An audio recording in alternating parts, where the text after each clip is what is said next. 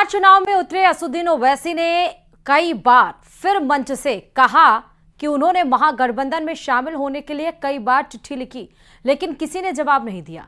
वहीं अब वो अक्सर इस बात को लेकर तेजस्वी और लालू प्रसाद पर निशाना साधते हैं। न्याय यात्रा के दौरान कटिहार में उन्होंने एक बार फिर इस बात को दोहराया, जिस पर महागठबंधन ने भी खुलकर जवाब दिया। देखिए रिपोर्ट। बिहार की सियासत में अपना पैर जमाने के लिए सीमांचल में न्याय यात्रा पर निकले असदुद्दीन ओवैसी ने कई बार मंच से महागठबंधन में शामिल होने का दर्द बताया है। वो हर बार मंच से इस बात को दोहराते हैं कि उन्होंने आरजेडी नेताओं को चिट्ठी लिखकर महागठबंधन में शामिल होने की इच्छा जताई थी, लेकिन कोई रिस्पांस नहीं मिला।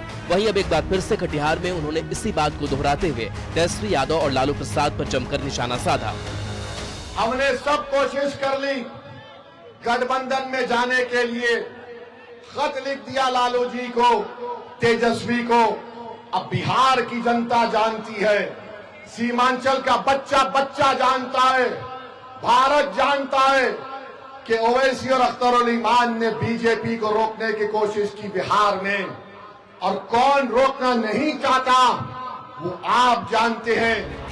ओवैसी भले ही बार बार बयान देकर भले ही ये बताने की कोशिश कर रहे हैं कि वो महागठबंधन में शामिल होना चाहते हैं, लेकिन कांग्रेस ने साफ कर दिया कि महागठबंधन में उनके लिए कोई जगह नहीं है।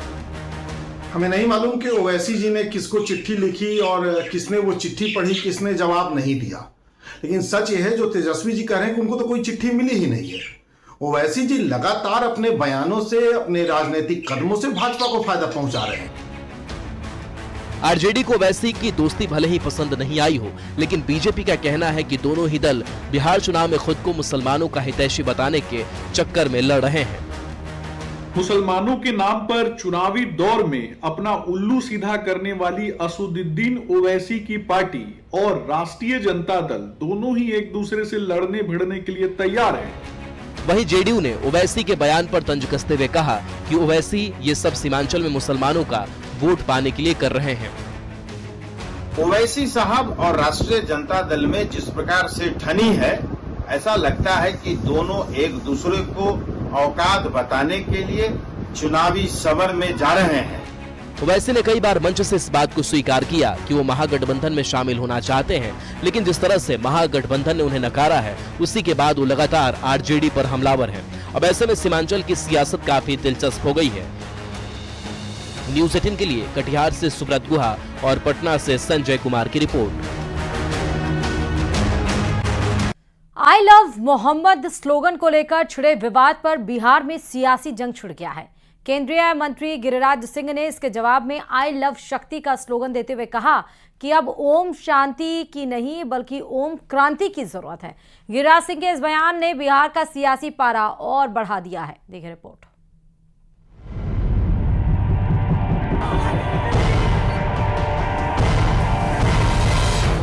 आई लव मोहम्मद के पोस्टर पर जारी विवाद ने बिहार में सियासी रूप ले लिया है। असदुद्दीन ओवैसी ने जहां इसे राजनीति से जोड़कर बीजेपी पर बांटने का आरोप लगाया, तो मुजफ्फरपुर में कार्यक्रम से केंद्रीय मंत्री गिरिराज सिंह ने ऐसे मुहिम को समाज में जहर घोलने वाला बताते हुए ओम शांति की जगह ओम क्रांति का संदेश दिया।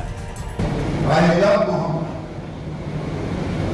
मोहम्मद हो या मोहब्बत हो, जो भी, कल ये पोस्टर लगाएंगे सब लोग। पोस्टर कहीं गलती से फट गया हवा में तो कहेंगे सब तन से जुदा। माँ से प्रार्थना भी किया और माँ से यही कहता हूँ, अब ओम शांति शांति के बदले अब माँ आप दिखाएं ओम क्रांति क्रांति क्रांति।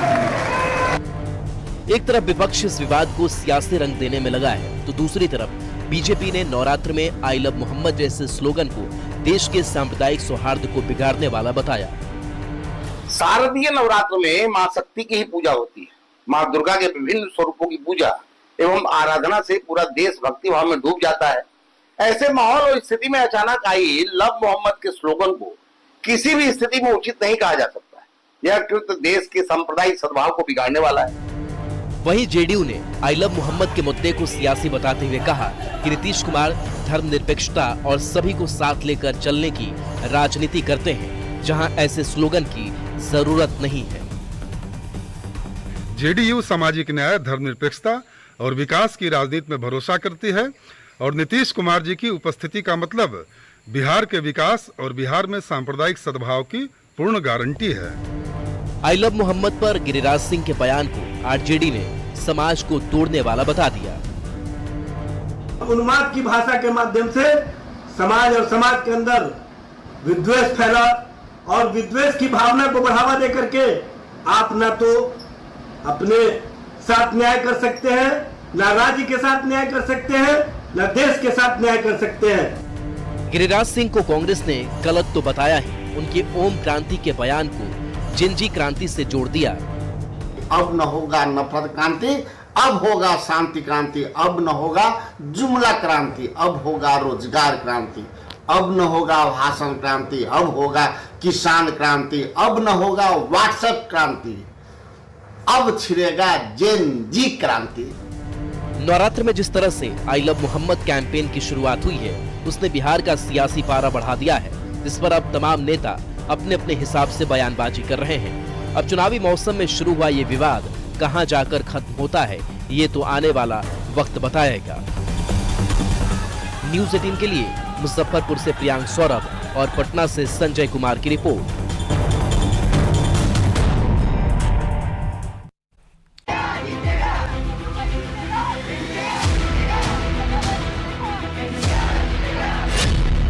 विवादों को पीछे छोड़ फाइनल मुकाम पर पहुंचा एशिया कप।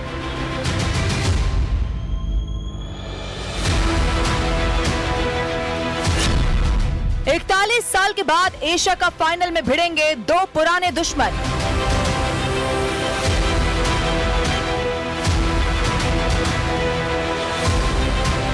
जिस लम्हे का इंतजार भारत और पाकिस्तान के क्रिकेट प्रेमियों को 4 दशक से था, वो आज खत्म होने जा रहा है।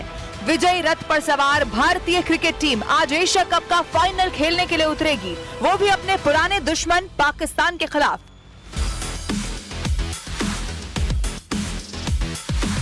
दुबई इंटरनेशनल क्रिकेट स्टेडियम में होने वाले इस महामुकाबले में भारत पाकिस्तान को तीसरी बार पटकनी देकर फाइनल जीतने के लिए उतरेगा, जबकि पाकिस्तान फाइनल में जीतकर पिछली 2 हार का बदला लेने की कोशिश करेगा।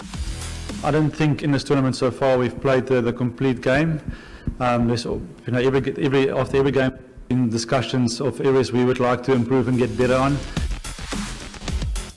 फाइनल से पहले ही इस टूर्नामेंट में भारत पाकिस्तान के बीच कई विवाद हुए। कभी खिलाड़ियों के बीच हैंडशेक कंट्रोवर्सी ने चर्चा बटोरी, तो कभी ऑपरेशन सिंदूर को लेकर दोनों टीमों की बयानबाजी और हाव भाव ने दोनों टीम बढ़ा दिया। इन सब के बीच इंटरनेशनल क्रिकेट काउंसिल ने भी सख्ती दिखाई। भारत के कप्तान सूर्य कुमार यादव और पाकिस्तान के हारिस रऊफ और साहिबजादा फरहान पर अनुशासनात्मक कार्रवाई भी कर दी। लेकिन अब वक्त विवादों को पीछे छोड़कर असली एक्शन का है। इंशाल्लाह जीतते हुए देखेंगे। हमारी कोशिश सर यही है कि हम अपनी बेस्ट क्रिकेट खेलें, और हमको पता है कि अगर हम अपनी बेस्ट क्रिकेट खेलेंगे और 40 ओवर तक अपने प्लान्स को एग्जीक्यूट करेंगे तो हम किसी भी टीम को हरा सकते हैं, और हम वही करने को देखेंगे।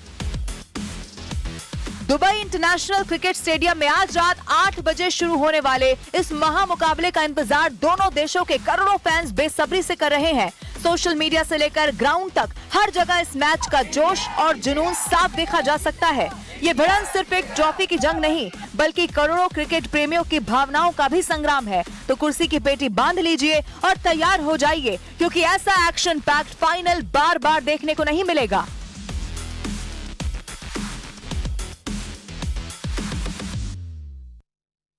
भारत और पाकिस्तान के बीच एशिया कप का महामुकाबला आज है। फाइनल मुकाबले के लिए हर देशवासी भारत की जीत की प्रार्थना तो कर ही रहा है, साथ ही अपने अंदाज में टीम इंडिया की जीत का दावा भी। कोटा में क्रिकेट प्रेमियों के अंदर महामुकाबले को लेकर खासा उत्साह देखने को मिल रहा। भारत और पाकिस्तान के बीच मुकाबला हो और उसके बाद जोश जो है वो भारतीय क्रिकेट के अंदर हाइक पर होता है, पूरी तरह से चरम पर होता है। और चूंकि एशिया कप का ये फाइनल महामुकाबला है और हर किसी की निगाहें टिकी हुई है कि टीम इंडिया जीतेगी और जीतने के साथ में एशिया कप को अपने कब्जे में लेगी। फिलहाल क्रिकेट एक्सपर्ट, क्रिकेट के जो खिलाड़ी, क्रिकेट प्रेमी, क्रिकेट लवर्स यहाँ पर मेरे साथ में है, रिएक्शंस लूंगा। भारत और पाकिस्तान का मुकाबला, महामुकाबला, और फिर इसके साथ में फाइनल, बहुत कुछ खास है। और संडे का दिन, आज संडे का दिन है और देशवासियों को एक नई खुशी देने वाला है। हमारे कप्तान इंडिया टीम के सूर्य कुमार 360 प्लेयर, आज रोमांचक मुकाबला देखने को मिलेगा और मेरे को पूरी उम्मीद नहीं 100% हूँ कि वन साइडेड मैच इंडिया उनको फोड़ेगी, उनको बेइज्जत करेगी, सिंदूर का बदला लेगी, ऑपरेशन सिंदूर का बदला लेगी। बहुत बड़ी बात है, कह दी जो सुनना चाहता है इसका हरा। आज अभिषेक भी बहुत ही, जिस तरीके से वो 50 लगातार 53 मैचेस में मार रहा है, आज भी कुछ सेंचुरी मार दे तो कुछ नया कमाल हो जाएगा। और ठीक है, तो ये ऑपरेशन सिंदूर के साथ साथ एक बड़ा जवाब भी होगा। जो जिस भाषा में समझना चाहता है उस भाषा में समझाएगी इंडियन टीम, और आज पूरी टीम उनके साथ है और हम भी उनके साथ हैं। यस, डेफिनेटली हम ये उम्मीद कर रहे हैं कि जो T20 का हाईएस्ट स्कोर अभी रिसेंटली इंग्लैंड ने बनाया है, उसे आज इंडियन टीम ब्रेक करेगी पाकिस्तान के अगेंस्ट। जयपुर के क्रिकेट प्रेमियों का क्या कहना है वो भी हम आपको सुनाते हैं।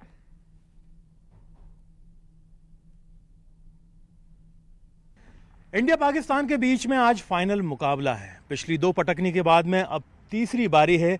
हम पहुंचे हैं राजधानी जयपुर के सवाई मानसिंह स्टेडियम पर, जहां पर हमारे फ्यूचर के क्रिकेटर्स तैयार हो रहे हैं। अंडर 15 की यहाँ पर ट्रायल चल रही है और आप देख सकते हैं कि तमाम जो युवा क्रिकेटर्स हैं, ख़ास तौर पर जो बच्चियां हैं, ये सब बहुत ही धांसू बल्लेबाज हैं, गेंदबाज हैं, फील्डर्स हैं, ऑलराउंडर्स हैं, कुछ कप्तान हैं, विकेट कीपर्स हैं। सभी लोग तैयार हैं फ्यूचर में क्रिकेट के अंदर अपने जलवे बिखेरने के लिए।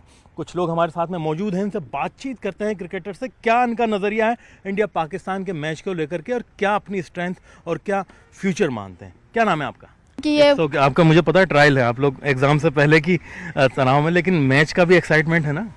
क्योंकि ये हमें सबको पता है कि ये एक बिग राइवलरी है और जैसे कि हम जानते हैं कि 5 मैचों में जो भी हमारे इंडिया के बैट्समैन, बॉलर, ऑलराउंडर ने प्रदर्शन किया है, वैसा भी आज भी करेंगे। मैं चाहती हूँ कि आज सूर्य कुमार यादव बहुत अच्छा फॉर्म करे। उनकी बैटिंग इतने टाइम से इतना रन वगैरह नहीं आ रहे और अभिषेक शर्मा इतने टाइम से 50 बना रहा है, आज सेंचुरी आए और अच्छा खेले। फिलहाल जिस तरह से फाइनल की तैयारियां, उससे पहले बाकायदा अंडर ट्रायल के दौरान भी सभी खिलाड़ी एक्साइटेड हैं और उम्मीद कर रहे हैं कि टीम इंडिया बहुत धुआंधार तरीके से लगातार तीसरी बार पाकिस्तान को पटकनी दें। कैमरा पर्सन दिलीप चेची के साथ में अरबाज अहमद, न्यूज़ 18 के लिए जयपुर से। तो वहीं जोधपुर के क्रिकेट प्रेमियों का भी क्या कुछ कहना है वो भी सुनिए।